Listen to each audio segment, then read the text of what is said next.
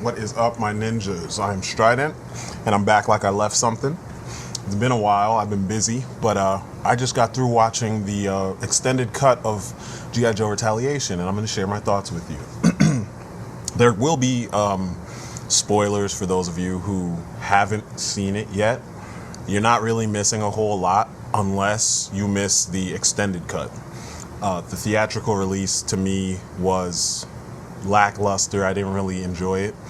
There were aspects of it that I thought were good, and then there were tons of aspects that I thought were bad. Among the pros was just the simple fact that, there's a G.I. Joe something out there again, so that now it's back in the public consciousness, Then we also get figures, which is good for those of us who customize or just have to collect, because there are some of us who, they have a sickness, and they just collect anything just because it has, whatever your title of choice on the package. But the cons were the fact that the characters were all switched around, and people were taking out of their well-developed and specified hierarchy that's been developed over, or I should say solidified over the past 50 years of G.I. Joe, give or take, 20 if you're talking about a real American hero versus just the G.I. Joe brand in general. And, that kind of stuff pissed me off. But in the extended cut, there are little things that if you saw the theatrical release, you knew there were things missing that kind of screwed up the storytelling. And in the extended cut, you get to see some of that stuff. There were some things that I saw in the deleted scenes that should have been in the movie because none of it felt like it actually took away from the movie in any way. If anything, all these things added character and more style and more flair and more of the things that John Chu was talking about, especially when it came to the way certain characters did things, the way they moved and the way they jumped around and just the situations, you felt like, oh, okay, cool, this feels viable. But the pros in general, in the very beginning, you get more of the Joes. You get more of the Arashikage. You get to see them all doing what they do. Well, I shouldn't say the Arashikage. I mean Blind Master and Jinx. And you get to see more of the Joes. You get to see before the big, Duke dies mission, you get to see the Joes hanging out, doing what they do. Even though you don't really get to know who these Joes are, you kind of get to see more of them, and you understand that this is more of a tight unit for the most part. A lot of the relationship between Duke and Roadblock still seemed forced, but you got a little bit more of that. You just, in general, got to see more of the Joes together, which adds to, backstory, and it also makes you kind of think a little bit more about the fact that when all these guys get killed, it's important, because it didn't feel important in the theatrical release. You got to see more Jinx, like I said. Jinx, Elodie Young, gorgeous, and she can fight, which makes her extra gorgeous. And you kind of get an idea that she's really pissed about the situation between Storm Shadow and Snake Eyes, and I like that. So it's cool for you to see how she treats Snake Eyes, or how she's relating to him in the beginning. And on that note, also, you get more Ray Park. For those of you who don't know who Ray Park is a martial artist, slash stuntman slash actor. He's more of a martial artist stuntman. So a role like Snake Eyes is perfect because it allows for him to just do what he does. Crazy stunts, cool martial arts moves. You get to see him do his cross the stream, his little twist, his slightly tilted cross the stream, which is one of the ways you can tell either he's getting older or it's just the way he chooses to do this move. And for those of you who don't know what cross the stream is, that's also known as a butterfly twist. It's one of those old wushu moves. It can be used as a avoidance technique, or it can be used, as a way to counter into another move, transition from the butterfly twist into some kind of spin kick or something. But he always uses it to avoid sweeps, and sometimes he just does it because it looks cool. And it was nice to see Snake Eyes do it because I know that's Ray Park underneath. The action was clearer. There were things missing from certain scenes where you kind of were confused as to what was going on, especially in that first, it wasn't really the first action scene, but the first full-on action scene with all of the Joes before they get killed when they're retrieving the nuke. There's a lot of shooting and screaming and the camera swinging from one side to the next, but you didn't know where were the good guys, where were the bad guys. Okay, they climbed upstairs.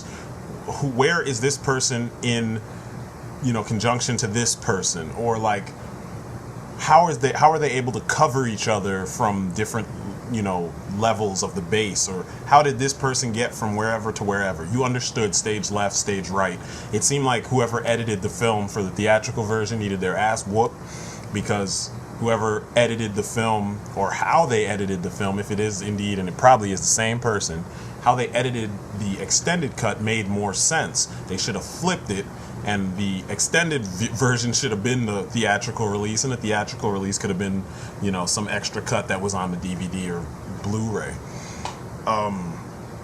So yeah, the action was clearer. You understood what was going on, and that helped a lot. Now the cons, there were still a lot of scenes missing.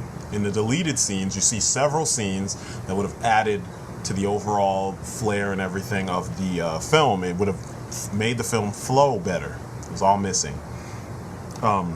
You still had characters that were taken out of their regular roles and stupid changes, like I said before, and it doesn't really help the film in any way. In my opinion, it doesn't help. You also had, stupid things like the fact that they changed, and I mentioned this in my review, they mentioned how they changed Lady J. They changed her real name from Allison Hart Burnett to, Jay Burnett. I was like, wow, why? So her code name and her real name are the same. Her first name is Jay, her code name is Lady J. Lame. Stuff like the fact that Flint, who in the extended cut, you get to hear him talk more. He has more of a personality because you see him more. He still was relegated to the role of Falcon, when in reality, this movie could have been about Duke and Flint, and Roadblock could have been the third, the supporting character, or the third main character if it was well written about three main people. You know what I'm saying? Instead, they relegated Flint to, kind of a supporting, almost, he wasn't even comic relief. He was just annoying. He was a rookie and it was stupid. But in this version, he wasn't as rookie because you got to see him do as Green, I should say. You got to see him do more. You got to see him speak up more. He actually stood up to Roadblock a couple times, which was good. But overall, he was like the butt of people's jokes, and he just seemed not like the Flint I grew up watching. Most of us grew up watching. Even in Renegades, Flint was a dick in that show, but at least he was the guy in charge, To put him on the back burner is still an issue to me. It doesn't help, Let me see. The Rock. I realized so much of the movie, so much of what's different about this movie when it comes to the Joes is because of The Rock. If anybody else was Roadblock, he would have still been the machine gunner. You know what I mean? He would have been a support character. He would have been in the forefront because he's a face Joe, but he wouldn't have been the new leader of the G.I. Joes because they're not The Rock. The Rock just, you can see he's pulling a Sam Jackson and trying to demand that things be tweaked so that he gets more screen time and he gets all the attention, and that takes the attention away from all these other amazing individuals that are supposed to make up the Joe team. And it's all evident in this, and you're still missing things, I want The Rock to work for his money. At least when you see him in the Fast and Furious series, they make him work. I mean, he's doing stunts, he's falling, he's getting hit by people, he's getting, he's having to figure out how to fight bigger guys than him. The camera doesn't spend all of the time on him in those movies, and that's how I felt he should have been handled in this. I mean, he's practically playing Agent Hobbs or playing Roadblock in the Fast and Furious. I'd say he's playing Agent Hobbs in G.I. Joe, but it kind of annoys me that that's how this was handled. It's all about The Rock, and they still. I remember the interview on Entertainment Tonight or something, or I can't remember which show it was, where The Rock was talking about him doing all this training.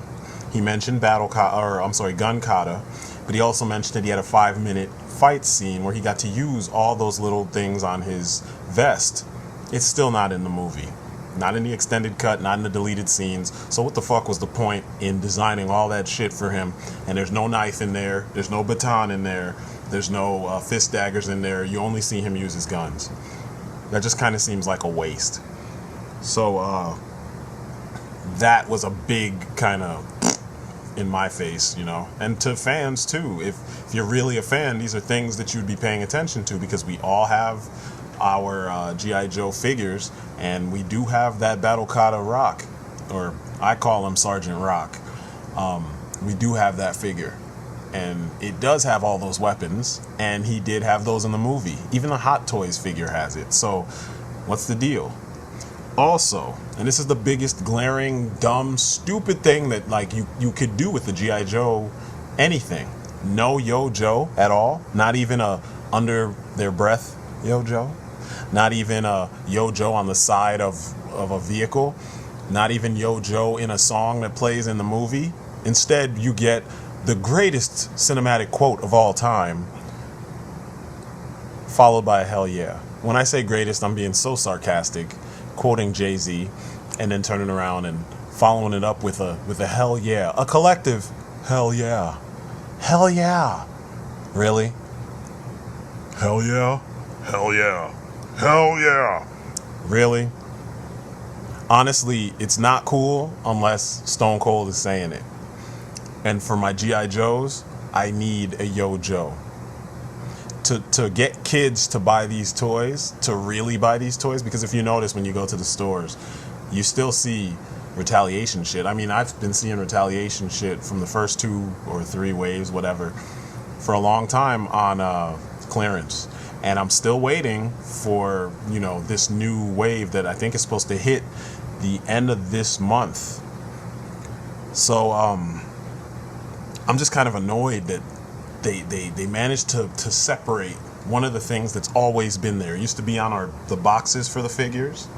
There were several talking. I think there's a talking Roadblock figure that says Yo Joe, and a talking. I was gonna say Snake Eyes, but no, it's a talking Storm Shadow, and it might even be a Duke. But I know they say Yo Joe. What happened? Why was it unfitting for these for the Joes to say Yo Joe in this film? So, in general, those are my thoughts. It's much better with all these things thrown in, but there's still some very important things missing that I thought would be thrown in for the sake of the film, you know, for the sake of the franchise, for the sake of, I don't know, finishing off everything, and it just wasn't there. So maybe when they do this next one, it'll be there. So a little while ago, I was at Walmart, I'm sorry, and I came across a Transformers Generations Voyager Springer, and I was like, holy shit, it's out. I had seen pictures of them a while back, and I was like, man, this is a badass looking toy. I need to get them. So I got them, and I am happy to say that this figure doesn't disappoint at all. It's a flawless piece of engineering, flawlessly sculpted. It's one of those times where Hasbro completely just beat the heck out of the third party and their version of the same character. Granted, the third party version had a lot of little features and such. This one just pure sculpt, you know, articulation, just the overall badass look of the figure just kicks the shit out of the Warbot Defender. I'm going to show you some pictures of them in a second, but first I just want to let you take a look at how awesome this figure is.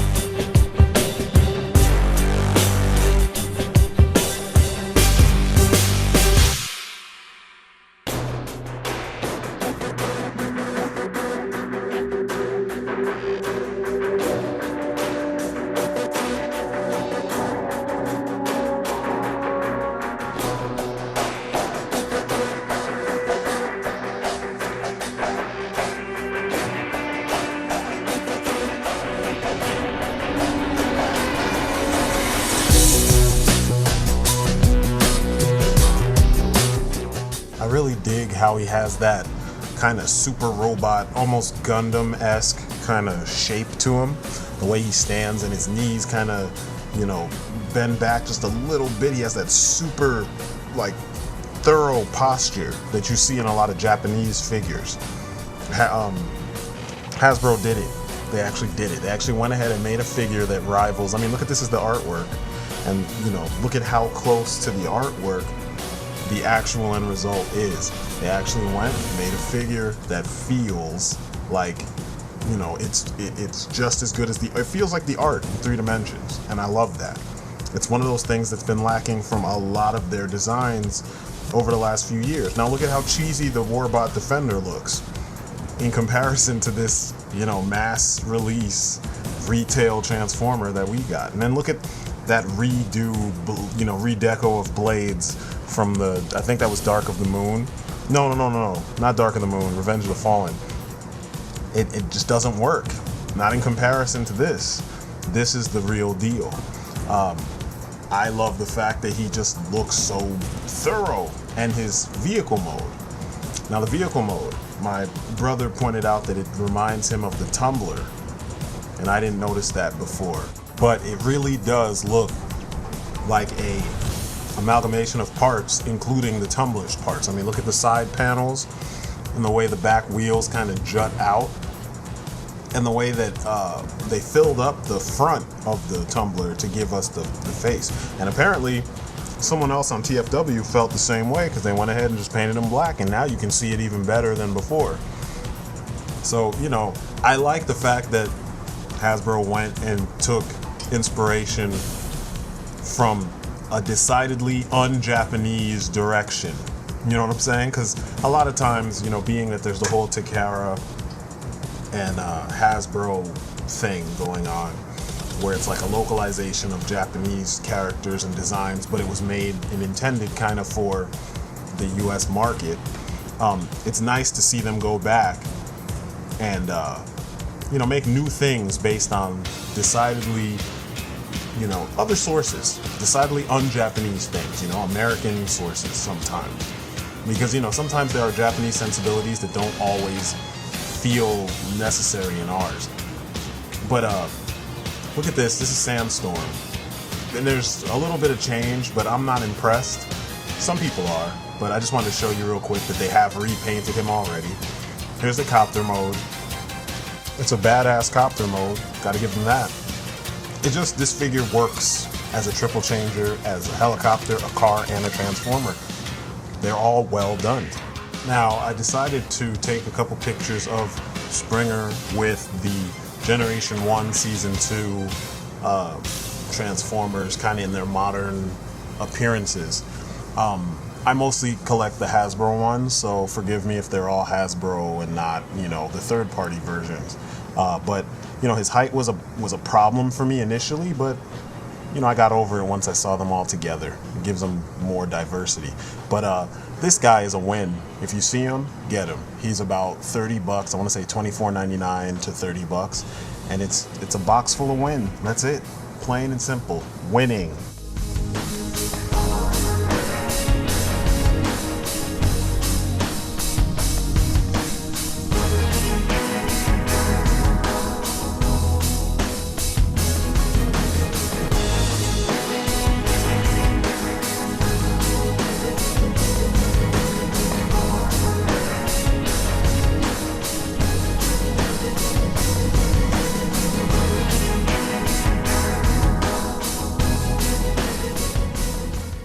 So I want to say about a week or two ago, I was at Target and I decided to splurge, and I picked up the Blast Lane Batmobile, which is from the Power Attack Batman line, which is the black one. But I always wanted the bluer one, which is the, what they call it, Total Destruction Batmobile, which when I saw it in a catalog, it was black like this. And I was always wondering, wow, does a black one exist somewhere, But, a lot of customizers have done their own little take on it. And, I'm seeing that you could paint this thing up pretty damn nice and pretty close to those colors with no problem. So I think I might have a go at that. But Here's an example of what you can do with a little spray paint and some patience. And I don't really have the patience part, but who knows. But anyway, I will be reviewing those in the next coming next weeks, maybe next couple days, who knows. Depends on what my schedule looks like, which I'm going to be pretty busy with some early days. I got like 5 early days from 5:15 in the morning till like the afternoon, so we'll see. But anyway, those reviews will be coming. They're pretty badass vehicles, and they fit the 6-inch figures, so I will be using them often. So anyway, I'm Strident, and this has been a little update, on the channel. You guys have been great, and peace outside.